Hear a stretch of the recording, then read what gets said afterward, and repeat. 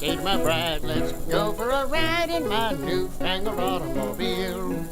Just where we will go, nobody knows, but it's sure a great way to feel. Behind the wheel of the speed meter steel, it's my newfangled automobile. Hello and welcome to Vintage Car History. I'm Wild Bill. Picture in your mind a supercar, a hypercar. Both of these modern terms should bring to mind a car with certain characteristics. It will have a complicated, powerful engine. It will have a body sculpted in such a way that the atmosphere in front of it will just get out of the way so it can pass by. The car will go absurdly fast and somehow stick to the pavement even in high-speed turns. And I'm certain that many of you thought of an Italian car when picturing this. Ferrari, Lamborghini, Alfa Romeo, all of these Italian makes produce some of the most sought-after supercars in the world today. Now let's change gears and think of a super luxury car. A car that has every possible comfort for all persons graced to be carried in it. No road feel, no loud noises, just soft music playing while you casually spoon your caviar onto a cracker. The outside world is forgotten while you simply enjoy being lavishly cared for by the car. What car did you picture? I'd wager it wasn't Italian.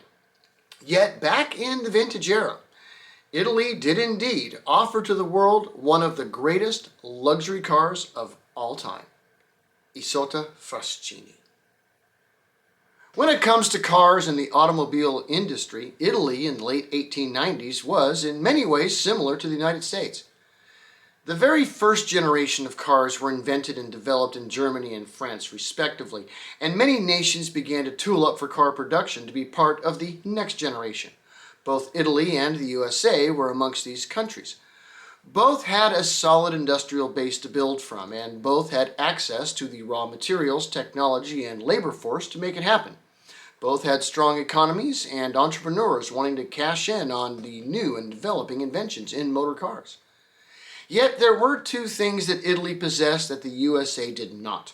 First, Italy had roads. They've had roads for over 2 millennia, so that was one logistical hurdle that Italy did not need to surmount. Secondly, Italians had a much more developed sense of style. The USA was young and a melting pot of immigrants. Italy was ancient and had established their fashion sensibilities in architecture, clothing, industry, and culinary arts over thousands of years. So while the USA built very utilitarian and rugged cars at the time, Italy possessed the luxuries of roads and freedom of expression to build cars that would be unmistakably Italian. It would be in Milan that the most prestigious Italian make of car would be born. Here's basically how it came down. Three brothers, the Fraschinis, as Vincenzo, Antonio, and Oreste, wanted to get into the car business. Vincenzo had recently finished his business degree and in the process had made a good friend and a fellow very gifted student, a Mr. Cesare Isotta. Thus, in a matter not unlike the Bachman-Turner Overdrive, three brothers and a close friend got together to make some beautiful music in business together. One thing they did not have was a lot of money, so they got into the car business the best way they could. Get a small warehouse and become a distributor for components.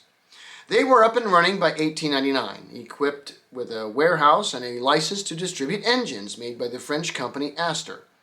They enjoyed some initial success, yet they were not close to satisfied. Isotta and the Fraschini brothers wanted to make cars and not just sell pieces of them. So in 1900, they managed to get two more licenses, these for building French cars in their warehouse. One was from the Moore Company and the other from Renault.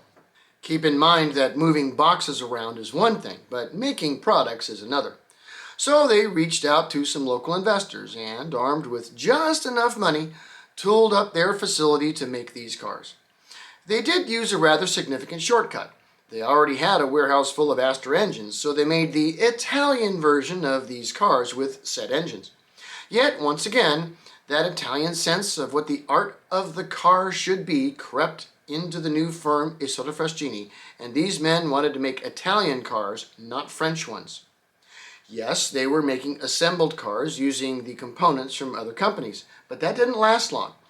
Over the next few years, they gathered more money and began to make their own parts, bodies, chassis, engines, until by 1904 they were finally able to market their own car, the Isotta Fraschini, designed and built entirely in-house at their factory in Milan. Their new chief engineer, Agustin Caltiano, focused on making engines and drive chains that were second to none. This first car, a four-cylinder car of some 24 horsepower, was just the beginning. A legend had been born. The first Isotta Fraschini race cars rolled out of their factory in 1905, and they were built for serious speed. Grand Prix of the time was the testing grounds for new makes of cars, and Isotta Fraschini dove in.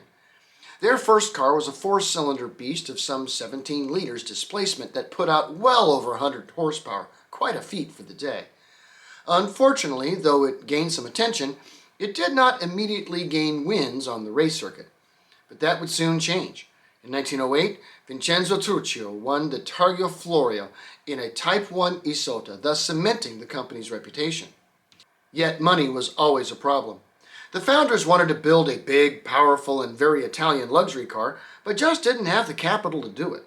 They reached out to other investors, and though they did briefly get some backing from the French company Lorraine Dietrich, they were on a shoestring most of the time. Despite this, they were amongst the first car manufacturers in the world to design engines with overhead cams and cars with four-wheel brakes. Prior to World War I, Isotta Fraschini made what is now called the Baby Isotta. They wanted to build the big cars, but it took money that they didn't have. Yet the Baby Isotta was a success, a small car with a four-cylinder 10-horsepower engine that was simple and reliable. They only built it for a couple of years. The war interrupted production, but they never went back to it. Once the war was over, Isotta Fraschini would build the ultimate in luxury cars, the Type 8. A straight 8 engine of some 90 horsepower gave adequate power, which could be purchased in chassis form to be clothed by whatever coach builder the buyer desired. These huge Italian luxury cars found lots of customers in the American market, and Isotta Fraschini's could be found in the garages of many famous Hollywood stars of the silent film era, Rudolph Valentino being a very notable patron. Unfortunately, Isotta Fraschini did not survive World War II. Lack of financial backing had always plagued the company, and despite their reputation as one of the finest luxury cars in the world, they were out of business by 1949.